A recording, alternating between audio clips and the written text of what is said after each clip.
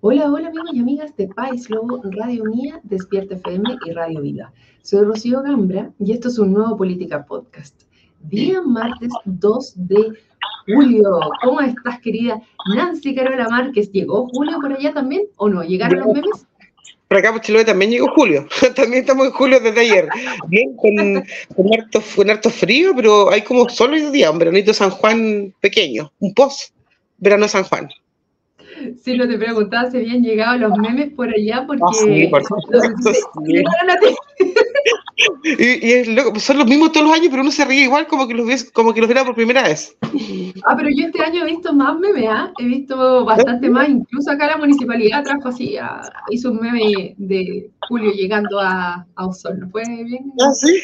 bien gracioso y lo felicito la creatividad. No, ¿y te acuerdas que antes fue Chayanne? Antes fue Chayanne y ahora es Julio. Como que se va cambiando el personaje. ¿Por qué Chayanne? No caché bien eso, ¿por qué Chayanne? Como que hubo un tiempo que Chayanne, los memes estaban en todo con Chayanne.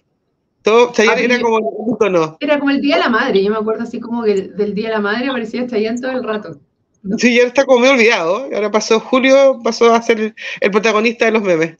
Sí, Entretenido. notable. Notable, muy Notable. creativo además. Muy creativo.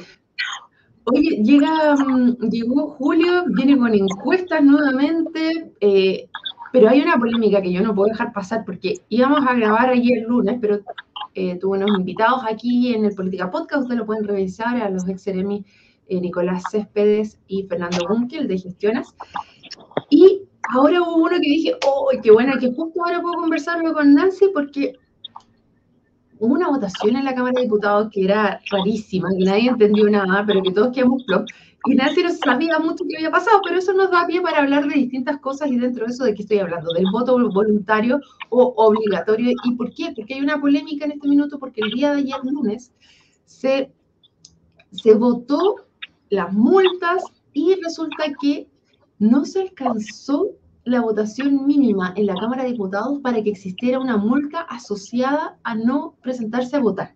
Y con eso resulta que es casi un voto voluntario, porque un voto obligatorio sin sanción es como un voto voluntario. Y ahí quedó muchas dudas de por qué principalmente el oficialismo, o sea, los que son del gobierno, votaron en contra en masa, 54 votos en contra de esta propuesta. Y uno dice, ¿qué está pasando aquí? Entonces, para poder elucubrar un poquito con la Nancy que viene de ese sector de convergencia social, ahora futuro. Frente Amplio, desde ayer, Frente Ahora Amplio. futuro, frente amplio, ya que están en elecciones también ustedes, entonces vamos a poder entender qué pasó, qué crees tú que pasó, Nancy, que se produjo esta votación en el Congreso. La verdad es que, bueno, yo entiendo que hay dos elementos ahí. Uno tiene que ver con bajar, ¿verdad?, el pago por voto, ¿no? Eso parece que está ok, que es el tema, ¿verdad?, que hoy día Esa por es una de voto las cosas que, claro. que se aprobó, ¿no? Que el pago por voto se supone que tiene bueno, para que la gente sepa, ¿no? Cuando tú tienes una votación, ¿no? Hay un margen que te pagan por cada voto que es de 1.500 pesos, si eres hombre, si eres mujer un poquito más. Ahí había, claro, igual que la gente entienda que no es que te pasen tus votos, no sé, tú tuviste tantos votos, llévate tu plata, no funciona así, es un sistema bastante regulado, a pesar de que hemos sabido, ¿no?, que han habido hartas complicaciones al respecto. Lo que pasa es que cuando tú eres candidata, tienes una votación adjunta, ¿no?, que por ejemplo en mi caso fue muchísima votación, lo que tú haces es generar algunos gastos que son a contrafactura. Y esos gastos son pagados con tu votación. Por ejemplo, no sé, si tú, por ejemplo, no sé, hiciste volantes, ¿no? Y esos gastos, algunos candidatos, no fue mi caso, pero lo genera con factura y después lo que hace CERVEL es que tú le rindes ese gasto y CERVEL te lo paga para que tú pagues, ¿verdad?, eso que, en el fondo, eso que adeudas, ¿no?, de la campaña. No es que te paguen todos los votos que tú tienes, eso es un imaginario que no existe, y además, claro, los votos que te pagan en el fondo son son los recursos que tú adeudas de la campaña, ¿ya? Eso es como para que se entienda un poco cómo funciona. Solo lo que se adeuda, no son todos los votos, no es todas las facturas que tú hiciste, porque lo que ya pagaste previo al día de la elección, eso no te lo reembolsa nadie, eso ya fue pagado por los fondos, ya sean de tu bolsillo o de los que te conseguiste. No así si es que tienes un crédito también, porque los créditos también se asocian, si los fondos que tú obtuviste fueron a través de un crédito, efectivamente tú vas y los puedes reembolsar de parte de estos votos. Entonces estaba la duda de que ahora que tenías un voto obligatorio, ibas a tener tamaña votación que iba a haber muchos fondos que estuvieran dando vuelta. Y eso podía hacer que pasaran cosas como pasó con la candidata gobernadora Oliva, que lo que hicieron fue posteriormente subir esa factura o tener boletas que no correspondían a los montos o a las cosas que están haciendo, como las inflaron para poder tener una mayor recaudación también. Entonces, ahí... Lo que se conoce como la factura, en el fondo, factura falsa, o sea, como que fondos gastos que tú no tuviste, con montos muy exacerbados, que no solo en el caso de Oliva, hay muchos casos que se han visto donde la gente, los candidatos, no inflan montos, ¿verdad? Para que después ese recurso te llegue como deuda de la campaña, ¿no? Yo como experiencia puedo decir, yo he sido 12 candidata, una vez a Core, acá en Chiloé, saqué 1.823 votos la primera vez que fui candidata, claro, y yo no tenía idea de esto, entonces yo pagué la campaña con mis ahorros y no recibí nada de vuelta, solamente no tenía idea de esto, ¿verdad? De hecho, yo siempre pensé que, dije, como uno no sabe cómo funciona el sistema, claro, yo tenía un poco de plata, lo puse en la campaña, y claro, y después nunca llegó, cuando pregunté ya era muy tarde, porque ya efectivamente, claro, la metodología es distinta, ¿no? Ahora, para esta segunda vuelta que fue candidata, claro, ahí hubo recursos que están frescos, ¿verdad?, que uno dispone para poner la campaña, y algunos recursos que son los mínimos para el reembolso de CERVEL, claro, pero no es esta idea de la maleta con plata que te llegan todos los votos a tu cuenta, no, eso no es así, hay una regulación que yo creo que igual debería ser mucho más estricta todavía, porque, verdad, el financiamiento de la política es un tema que todavía está un poco regulado en Chile, hay hartos espacios oscuros todavía hay que regular, y creo que hay que poner ojo en eso, porque finalmente vemos campañas millonarias. Tú también te das cuenta, Rocío, gente que gasta mucha plata en las campañas, ¿verdad? En los regalos, en los bolsitos, ¿verdad? En el volante. Yo he recibido acá en mi casa bolsos lindos con flyers hermosos y uno dice esto, ¿cómo se financia, no? Y además, tampoco tengo la certeza de cuántos votos tú vas a recibir de vuelta, porque siempre la votación es un misterio, ¿no? Hasta que salen las urnas, ¿no? Uno no sabe cuánto va a gastar cuánto finalmente va a los votos, va a poder recuperar la parte que gastó. Entonces, es una apuesta, uno se pregunta a veces quiénes están detrás de las campañas millonarias, ¿no? Hay gente que, verdad, que hace campañas, las campañas son caras, sí, no tanto las campañas por aire, esas son más baratas, pero como las territoriales, las palomas, los volantes, los bolsitos, eso es muy caro. Sí, pero eso ha ido cambiando. Recordemos que hubo un gran tema con las boletas ideológicamente falsas, que fue después de, yo me acuerdo que Andrés Velasco fue uno de los que más emblemáticos de este tema, con Soquimich, SQM. Bueno, ahí hubo un tema importante donde hubo toda una reforma al financiamiento de la política, que finalmente lo que ahora hace es que tú no puedes recibir fondos de empresas, tienes que ponerlo dentro del portal de transparencia. Todos los fondos sobre ciertos montos aparecen dentro o sea, tú puedes revisar quién le donó a quién, cuánta plata, y además tú tienes se te abre una cuenta, para los que no saben, los que estén pensando en postularse ahora a una elección, igual es importante esto que estamos hablando, porque te abre una cuenta en el Banco Estado, y todos los fondos que entren a tu campaña tienen que entrar por esa cuenta, y tú de ahí lo giras y lo sacas para hacer lo que quieras hacer. Y las facturas, tanto en medios de comunicación, todo lo que aparece en medios de comunicación también tiene que tener un respaldo. Y tú tienes que decir dónde vas a poner tus palomas. Y si hay zonas en las calles que no se pueden poner en cualquier parte, hay un mapa donde tú puedes poner toda tu publicidad. Si lo pones en un lugar particular, tienes que anunciarlo, tienes cierta cantidad de tiempo donde tienes que poner esas palomas. O sea, yo creo que esto ha estado bastante más regulado de lo que era antes. Sin lugar a dudas, siempre se puede mejorar, pero esto está avanzando. Y lo otro que quería aportar, Nancy, es que efectivamente lo que el Ejecutivo proponía era el reembolso fiscal a los candidatos fuese bajado de 1.500 a 970 por cada auto, y la devolución adicional que se entrega a las colectividades, es decir, a los partidos políticos que patrocinan a los postulantes, son de 560 a 370. Claro, por voto emitido. Qué bueno que estamos hablando, porque de verdad esta información queda como una nebulosa respecto de cómo funciona el sistema, ¿no? La gente, a mí me ha pasado, la gente piensa, oye, ¿cuánto plata recibiste por la votación? Y la verdad es que no funciona así, ¿no? No es que uno por la campaña, yo creo que uno siempre sale más pobre de lo que entra, yo siempre lo digo, porque además los tiempos de campaña uno no trabaja. ¿verdad? Uno que es independiente, uno deja de percibir recursos claro, entonces, la verdad que no es que las campañas te generen recursos, te generan cansancio, desgaste, porque además son campañas con muchos desgastes. Nancy, y ya sumarte que si tú quieres además hacer publicidad por Facebook, Instagram o YouTube o cualquiera de esas, tienes que usar una tarjeta de crédito, que en algunos les resulta que pueden ponerla con la tarjeta del Banco Estado, pero otros no. Y tú no puedes poner cobros en tu tarjeta de crédito para ser reembolsados por el CERVEL. Así que hay que tener... Nada personal. Y eso, o sea, si tú, por ejemplo, está regulado, por ejemplo, hasta cuando tú publicas en Facebook. Yo me acuerdo cuando te aparece todo, o sea, te aparece después, te manda como, ¿verdad?, un desglose de todo lo que tú gastaste y te dice, mira, tantas publicaciones en Facebook, tantas salidas tuviste en Instagram, tantas salidas en YouTube.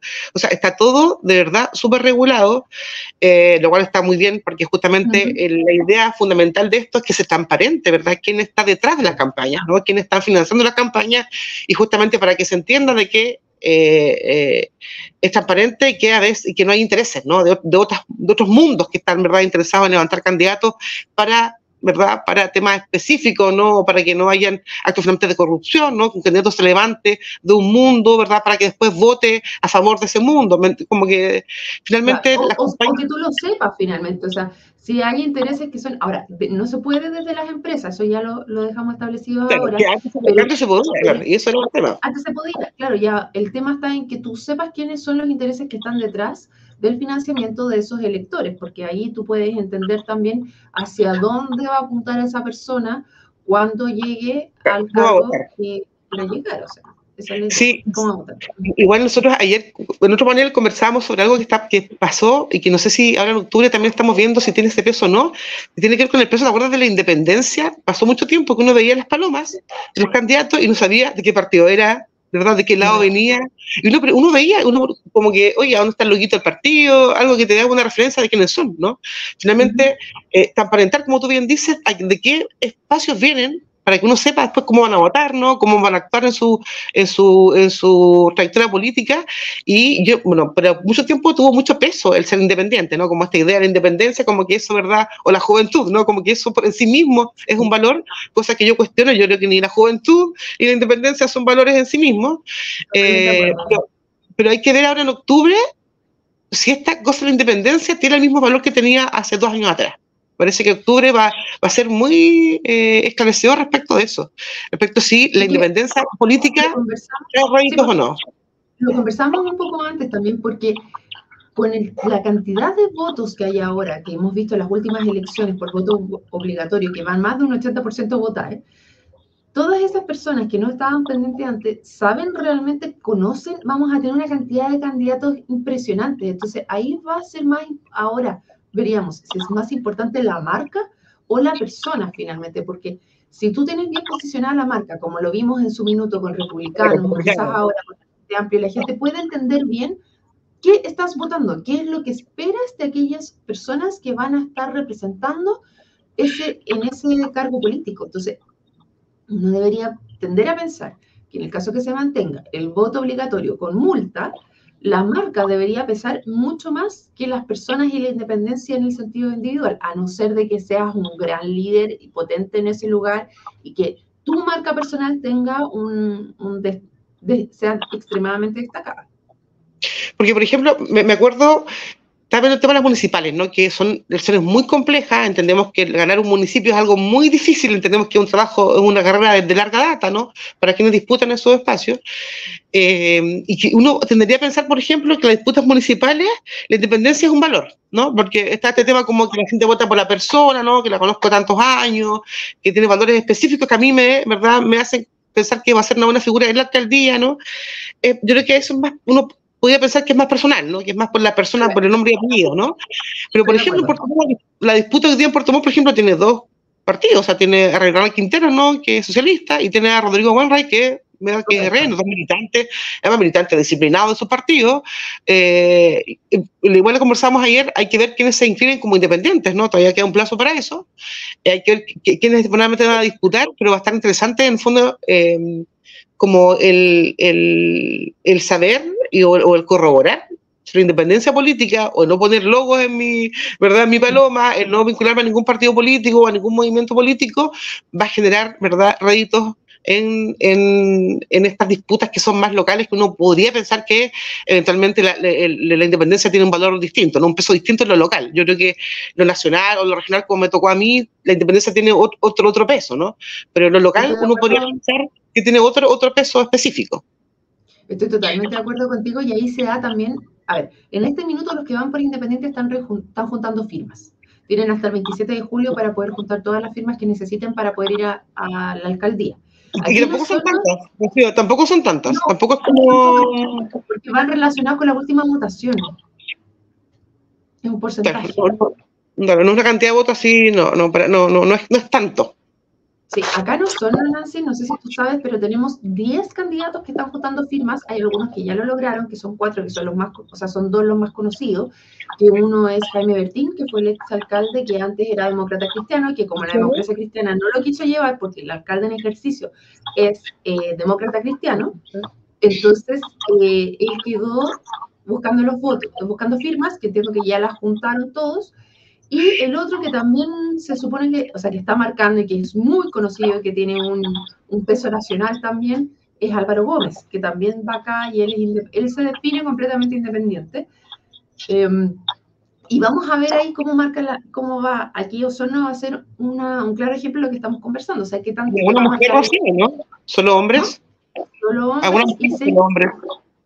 Solo hombres son los que actualmente están marcando. Hay un par de mujeres que están buscando votos, que están buscando firmas, pero la verdad es que no son muy conocidas a nivel de los medios. Lo que tú dices, Rocío, igual también preguntarse qué tan independiente es la independiente. Creo que también es una pregunta que legítima de quienes van a votar. A mí me pasó acá, yo estoy de Tancud y en mi comuna mucha gente de derecha votó por mí, y uno preguntaba por qué si no coincidimos en la verdad, en las ideas políticas, ¿no? Pero finalmente el conocimiento de la persona, a la familia, no hay como un voto de confianza, ¿verdad? Como a la trayectoria, a quien es uno, ¿no? En una ciudad pequeña como Ancud, ¿no? Pero la gente sabía que yo de dónde soy, ¿no? Cuando yo hice campaña, la gente sabe que yo soy del Frente Amplio, sabe que estoy vinculado a ese mundo político, ¿no? Y que nunca he matizado eso, ¿no? Esa es de ahí vengo. Y por tanto, claro, no hay una utilización de una independencia que no existe, ¿no? O una nebulosa que uno deja, ¿no? Como que la persona sea más importante que el partido político, ¿no? Cuando uno adhiere a un partido político, uno adhiere a sus ideas lo más profundo, por tanto uno es un instrumento de ese partido, ¿no? Esa finalmente es la diferencia, ¿no?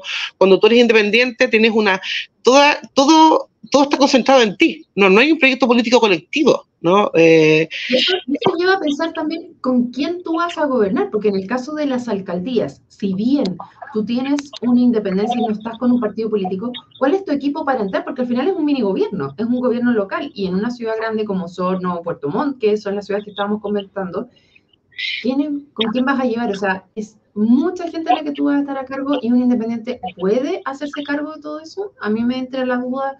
Lo mismo cuando llegan al gobierno, ¿cachai? Al gobierno central, un independiente siendo presidente, ¿con quién vas a gobernar? ¿Con quién vas a llevar adelante tus políticas públicas?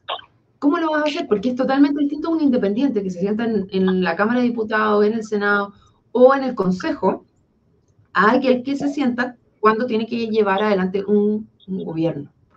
¿Cómo lo vas a hacer? Sí, y también hay un tema también, como creo que sabemos hablar que los partidos están en un proceso muy complejo, ¿no? La ciudadanía está muy desafectada de los partidos. Nosotros dos, yo milito, yo que también tú, Rocío, claro, hablamos de un lugar muy, ¿verdad? Muy como de no tan validado ni valorado, ¿no? Pero yo creo que la militancia, y para quienes la vivimos todos los días y pensamos que es para toda la vida, de hecho el otro día, así como comentario aparte, comentábamos con mis compañeros acá en Cancún, y ya, porque a veces vemos que hay gente no le dan los cupos y se va de los partidos, pues. No me dan los cupos, entonces me voy de mi partido más independiente, ¿no? Y comentábamos acá en el comunal de Cancún, decíamos ya, ¿qué razones podría tener uno de potentes para irse de un partido político? Y ahí decíamos, ¿que me den un cupo? No. ¿Que me den un cargo? No. O sea, la única razón suficientemente válida para irse de un partido es que ese partido cambie de las directrices políticas, ¿no? Como que cambie sus paradigmas políticos. El resto me parece que... Sí y no, ¿eh? Mira, yo llevo 11 años de militancia en Evópolis. Fui una de las fundadoras del partido, ahí está mi firma enmarcada también en la sede todavía. Sí.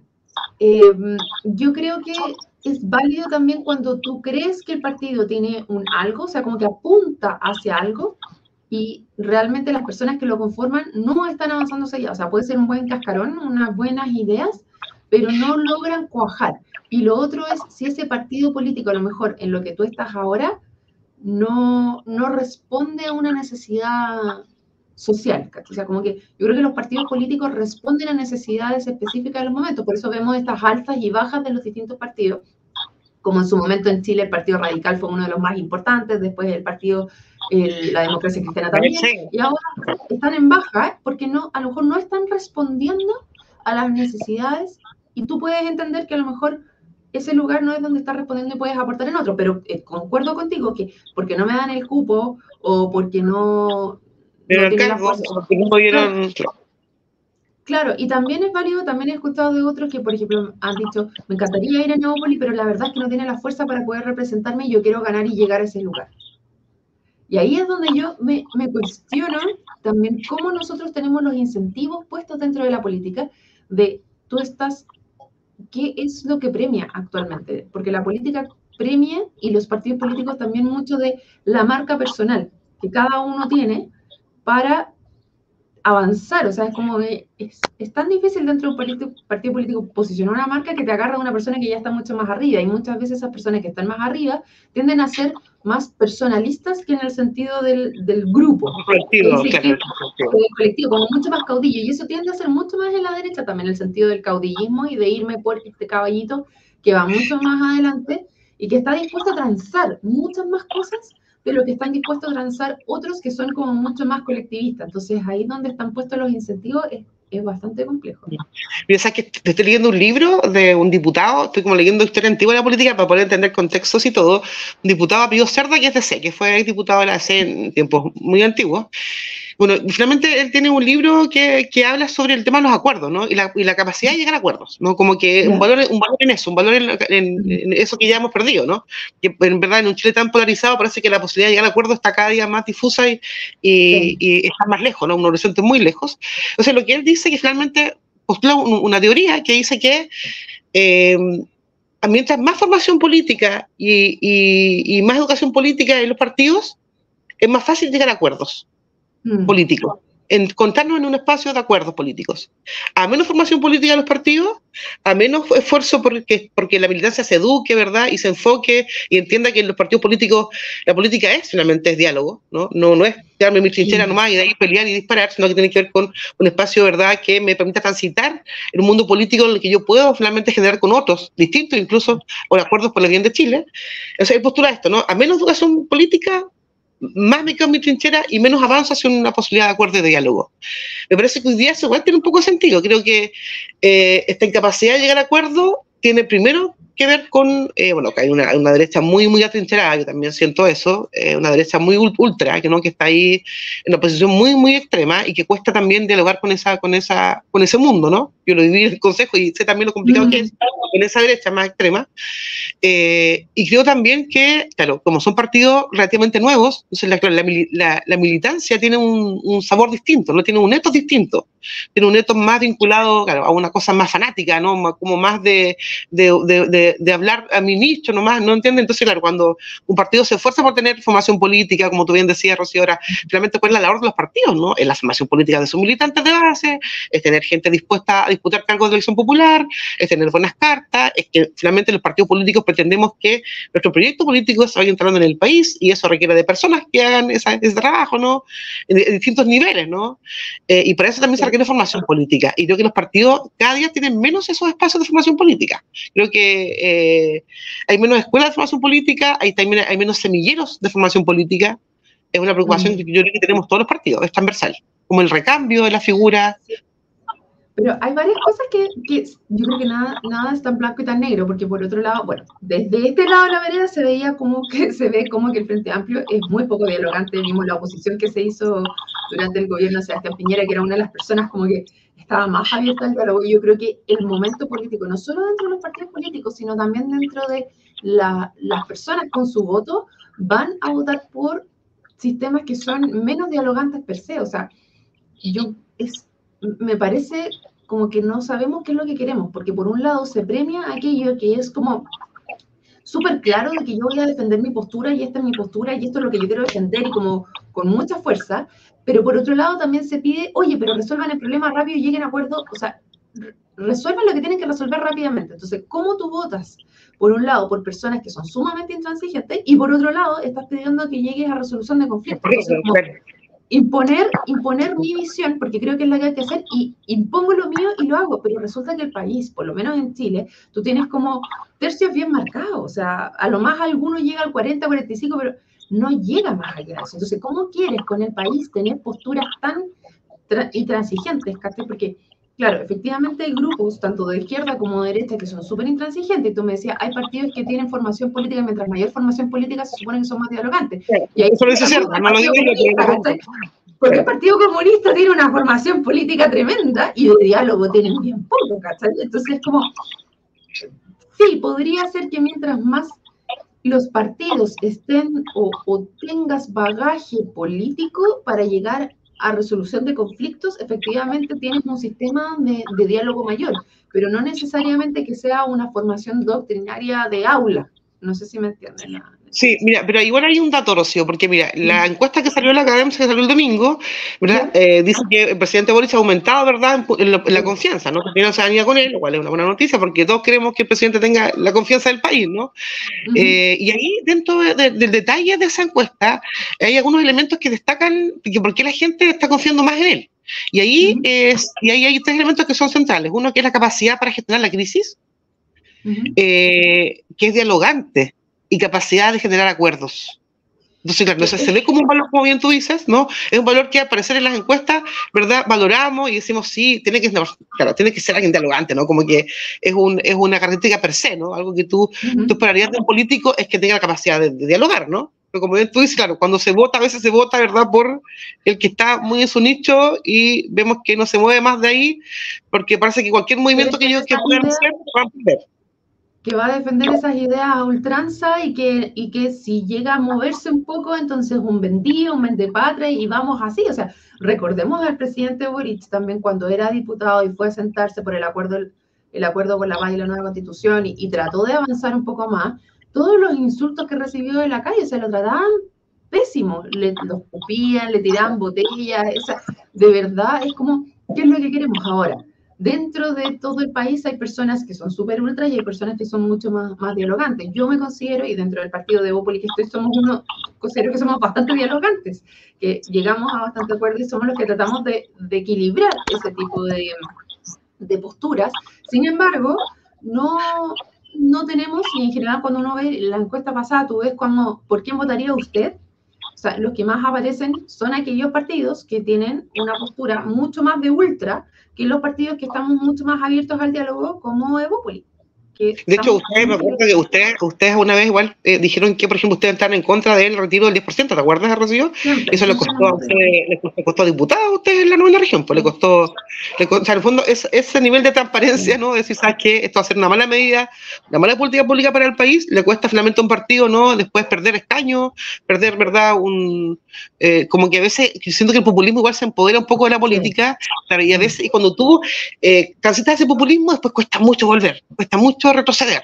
A veces es mejor pagar los costos de lo impopular al tiro, ¿verdad?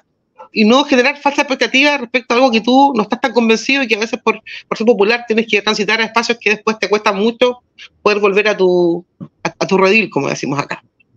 Sí, pues que justamente es eso. O sea, mi partido tomó una postura de decir, mira, nosotros no nos creemos superiores moralmente. Mi partido no tiene los mejores carismas, pero sí tiene bastantes tecnócratas, que es uno de los problemas que existe, porque tú ganas una elección. O sea, en una elección va mucho por el tema de qué tan apapachador eres o no sé.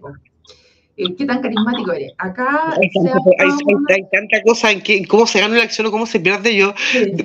Tuvimos primaria, no primaria, tuvimos consulta ciudadana, ¿no? Y ahí hay hartos términos que uno puede como empezar a, bueno, ya, lo vemos la próxima semana, pero yo no, o sea, hay elementos que son muy objetivos en una elección y otros que son más objetivos y otros que son claramente, yo le digo, la brujería, que son cosas que son inexplicables. Es que es súper difícil, lamentablemente se nos está acabando el tiempo, Nancy Carola Márquez, se nos está acabando el tiempo, pero esta conversación es súper interesante, o sea, es muy difícil de poder entender bien cómo ganar una elección, o sea, se dice que en verdad los políticos vienen todos a servirse, son todos terribles, pero ganar una elección popular es muy difícil, primero es muy difícil. Es súper difícil, muy difícil.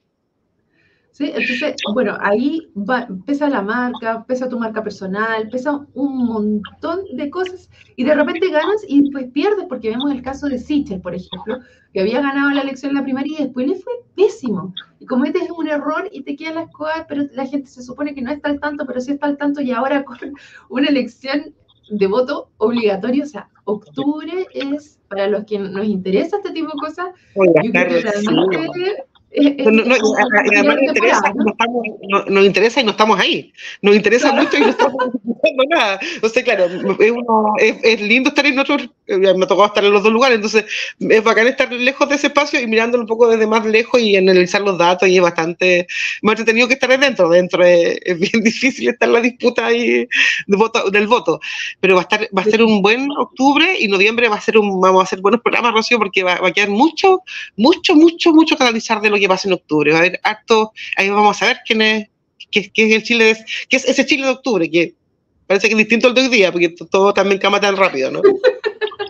Sí, bueno, estos años que han sido locura de elección, así que yo estoy esperando a que sigamos analizando qué es lo que se viene en estas municipales, porque está súper interesante para nosotros, que le interesa la política, y por esto este programa se llama Política Podcast, así que te quiero agradecer, Nancy Carola Márquez, por el programa de hoy, y a todos ustedes que se sumaron, los dejamos invitadísimos para un nuevo programa de Política Podcast. Nos vemos. Chau.